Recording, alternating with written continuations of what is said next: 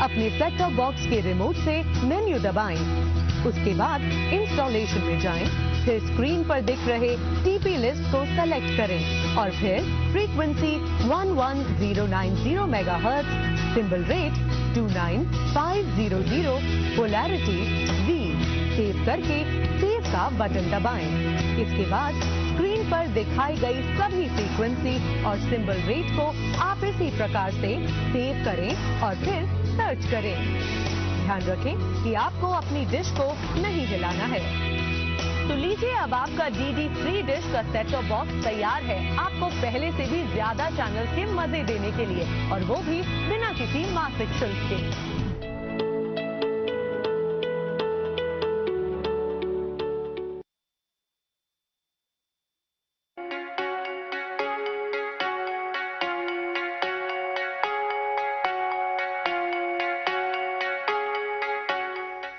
प्रिय नमस्कार।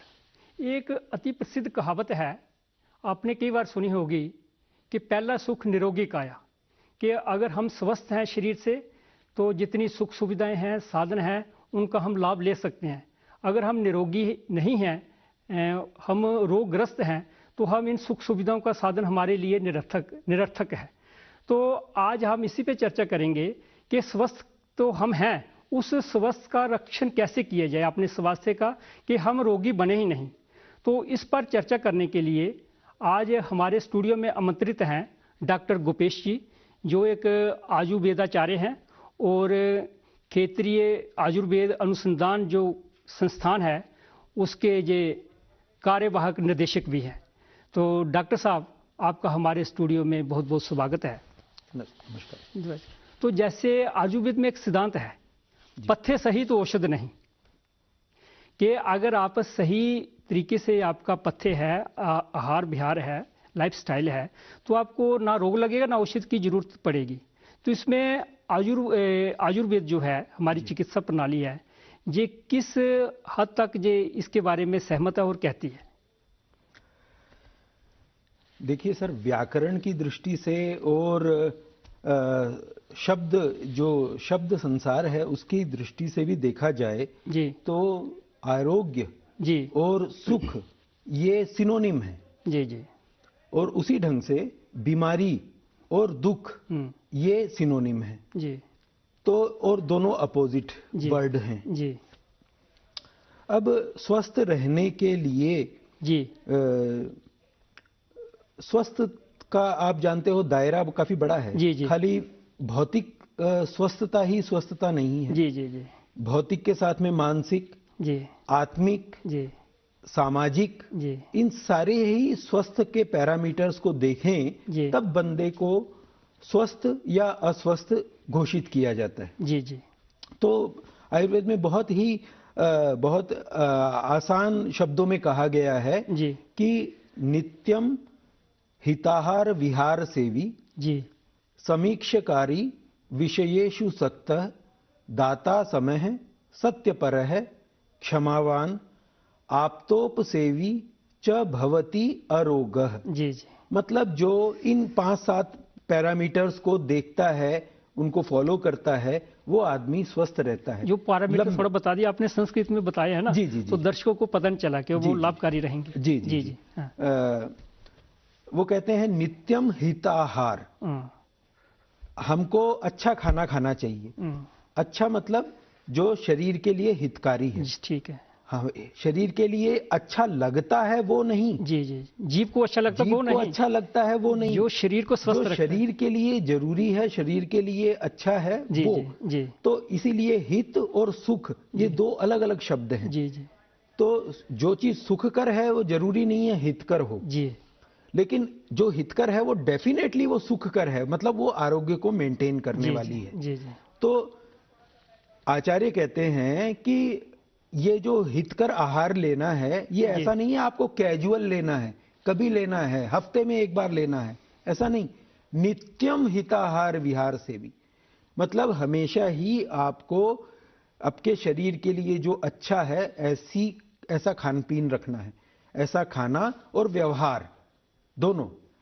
हितकर आहार और हितकर विहार, इनका नियमित पालन करना चाहिए जी। तो नित्यम हिताहार विहार सेवी समीक्षकारी, फिर बाद में समीक्षकारी मतलब ऑब्जर्वेशन करते रहना चाहिए। मैं इसका प्रतिफल क्या मिला, हाँ, इसको लेने के बाद जो भी ले रहे हो या जो भी कर रहे हो, आपकी कैसी दिनचर्या है, कैसी रात्रिचर्या है, कैसे आप जो भी कुछ कर रहे हो 24 घंटे में, उसकी एनालिसिस साथ में होनी चाहिए कि मैंने ये खाया तो इससे मुझे नुकसान हुआ, इसका मतलब मुझे केयरफुल होना चाहिए, आगे से मुझे ये नहीं खाना है जी। और ये चीज मेरे लिए अच्छी है, बड़े लोगों ने कहा है, डॉक्टर ने कहा है, तो ये मुझे खानी चाहिए, ये मेरे लिए हितकारी है और मेरे को ठीक रखेगी।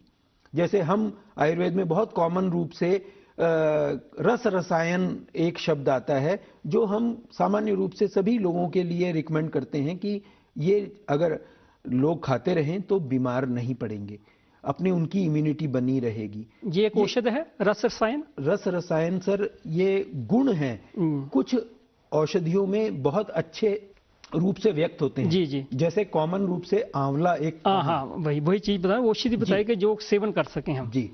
तो ये आंवला ऐसी चीज है जो साल भर आप सेवन कर सकते हैं, और सेवन करने का एक सामान्य तरीका च्यवनप्राश भी है, जिसमें 50% से ज्यादा आंवला होता है। च्यवनप्राश जी। तो वो रिकमेंडेड होता है कि आप साल भर इसको खा सकते हैं जी। इसी ढंग से हरड़ अपने कॉमन यहाँ पे भी वो खांसी के लिए भी काफी लाभकारी है ना। तो हरड़ भी लोग इस्तेमाल भी करते हैं, मौसम में उसकी वो भी बनाते हैं, कढ़ी वगैरह बनाते हैं, तो उससे भी जो बुखार वगैरह होने के चांसेस रहते हैं, इन्फेक्शन के चांसेस रहते हैं, वो कम हो जाते हैं और व्यक्ति स्वस्थ रहता है। डॉक्टर साहब ऐसे भी कहा गया कि ऋतु अनुसार हमें आहार लेना चाहिए, जैसे ऋतु हो, जैसे मौसम हो, एटमॉस्फेयर को देख के या वहाँ की प्रकृति का वातावरण देख के लेना चाहिए, तो हमें वो ज्ञान नहीं रहता है जी।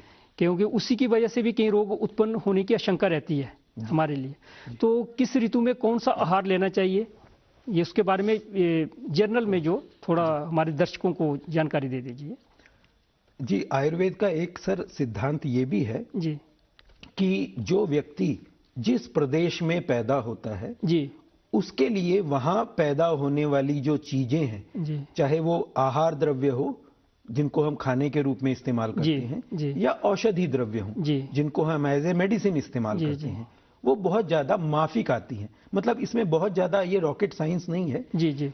आप जहां पैदा होते हो आपके लिए वहां आसपास की चीजें माफिक आएंगी ही, मतलब ये यूनिवर्सल सिद्धांत है।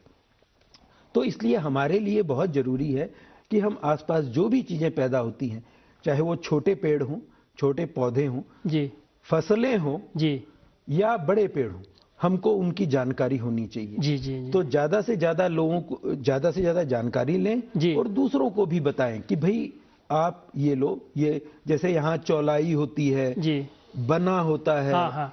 कचनार होता है जी, मौलसरी होती है जी, और भी बहुत सारे पेड़ पौधे हैं, उनके लोग आहार के रूप में भी इस्तेमाल करते हैं जी, और औषध के रूप में भी इस्तेमाल करते हैं जी। डॉक्टर साहब, ये जो हम कह रहे हैं कि जैसा स्थान हो, जैसा वातावरण हो, हमें उसी प्रकार से हमें आहार लेना है, विहार करना है। तो इसका कहने का ये एक और भी अभिप्राय है कि जैसा देश है वैसा ही हमें उसी के साथ अनुसार डलने की प्रक्रिया हमारे में होनी चाहिए।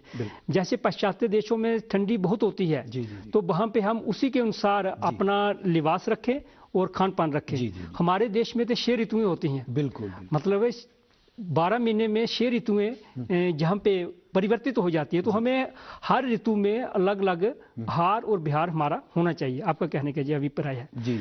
एक और बहुत ही महत्वपूर्ण बात है डॉक्टर साहब कि हमें शरीर की, जैसे आपने कहा कि प्रकृति जो हमारे शरीर की है उसी के अनुसार हमें अपना आहार विहार भी डालना चाहिए, और उसी के अनुसार हमें एक दूसरे की औषध भी लगती है। जैसे कफ वात पित्त आपने कहा, 3 बहुत बड़ी ये इसमें पैरामीटर हैं आयुर्वेद में। तो सबकी प्रकृति अलग अलग शरीर की अपनी अपनी होती है।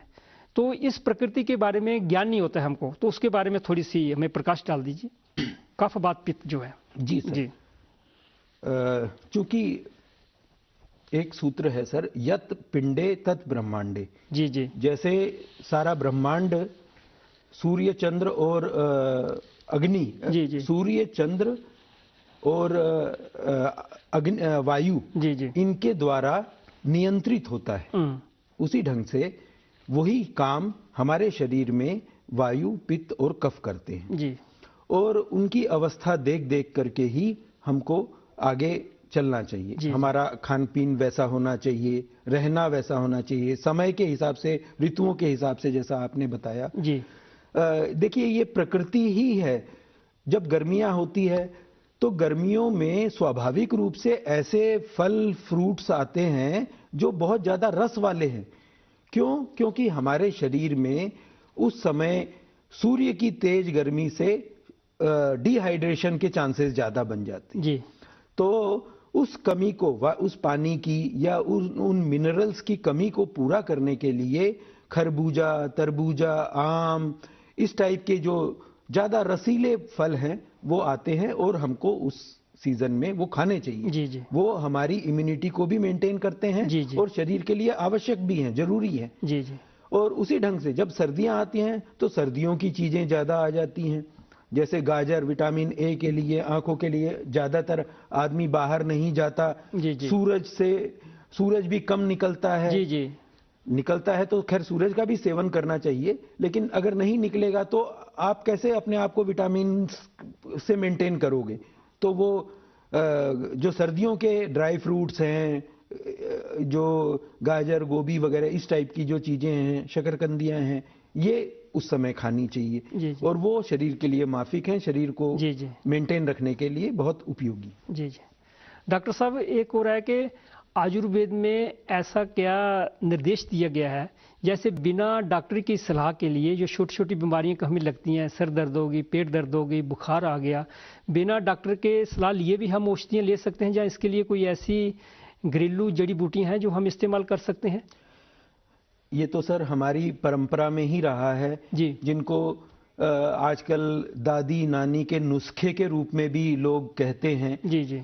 वैसे भी हमारे बुजुर्ग लोग बहुत सारी चीजों को जानते थे और वो अपने बच्चों को या आगे वाली जनरेशन को भी बताते थे। जी। हमारी रसोई में ही 20-25 तरीके के मसाले हैं। जी जी। और छोटी मोटी चीजें हैं, घी, तेल, नमक, शहद, इन चीजों को हम एज ए मेडिसिन भी इस्तेमाल करते हैं, कर सकते हैं और करना चाहिए। जी जी। क्योंकि प्राइमरी जो ट्रीटमेंट है, प्राइमरी जो उपचार है, वो घर से ही शुरू होता है और होना चाहिए। जरूरी नहीं है कि एक छोटे से काम के लिए आप लाखों रुपए का बिल बनाएं। जी जी। हमको ये जो ज्ञान है, ज्ञान का मतलब ही ये है कि समय पे जो काम आए वो ज्ञान है। अदरवाइज वो सारा का सारा एक तरीके से बोझ है सिर के ऊपर। आपका कहने का अभिप्राय यह है कि अगर हम इनका नियमित सेवन करें, जो हमारे रसोई घर में मसाले थे जी, ये भी आयुर्वेद के निर्देशानुसार ही हमें मिले हैं रसोई में। बिल्कुल। आपका कहने का अभिप्राय है। बिल्कुल बिल्कुल। तो दर्शकों, हमें अगर दवाइयों से बचना है, रोग से बचना है, तो अपने शरीर की रोग प्रति रक्षा जो क्षमता है उसको बढ़ाना होगा। तो उसको बढ़ाने के लिए डॉक्टर साहब ने हमें बहुत लाभकारी जानकारी दी है। तो अगर हमारी इम्यूनिटी पावर, रोगों को लड़ने के लिए शक्ति हमारे शरीर में होगी तो हमें कोई रोग भी व्यापेगा नहीं, ना हमें उससे डर होगा। जैसे कहा जाता है, चंदन ना व्यापे विष, अगर वो पूरे दिन भी पूरे रात भी अगर कोई सर्प है वो चंदन के साथ लिपटा रहता है तो उसको विष नहीं व्यापता है, क्योंकि उसमें इतनी अपनी शक्ति है कि विष को वो समाप्त कर देता है। तो दर्शकों, इतना ही, फिर अगले एपिसोड में आपसे हाजिर होंगे। बहुत बहुत डॉक्टर साहब, आपको भी बहुत बहुत धन्यवाद। Thank you. आप हमारे स्टूडियो में आए, आपने इतनी लाभकारी जानकारी दी। धन्यवाद।